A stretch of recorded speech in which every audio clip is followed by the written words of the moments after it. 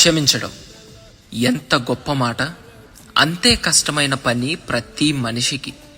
అందరూ అనుకుంటారు, వాడు నన్ను ఏదో అన్నాడు, నాకేదో చేశాడు, నేను వాడిని క్షమించకూడదు, వాడిని వదిలిపెట్టకూడదు, వాడు నాకేది చేశాడో నేను కూడా వాడికి తిరిగి అదే చేయాలి అని చాలామంది అనుకుంటారు. ఒక విషయాన్ని చెప్తున్నా, నువ్వు పగ పెంచుకునే కొద్దీ అది తరతరాలు అలాగే కొనసాగిద్ది, కానీ ఎన్నటికి ఆగేది. బైబిల్లో ఒక వాక్యం ఉంటుంది, నిన్ను వలే నీ పొరుగు వారిని ప్రేమించమని. ఎప్పుడైతే నీ హృదయంలో దేవుణ్ణి ఉంచుకొని దేవుని ప్రేమను నువ్వు కనపరుస్తావో, నీ శత్రువు కూడా నీకు మిత్రుడిగా మారతాడు. కఠినంగా మాట్లాడే మాట ఒక యుద్ధాన్ని మొదలుపెట్టిద్ది.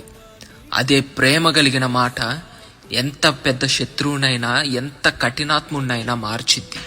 ఒక విషయాన్ని చెప్తున్నా, దేవుని ప్రేమ నీలో లేకపోతే, దేవుని ప్రేమ నీలో కనపరచబడకపోతే దేవుడు నీలో ఉండడు.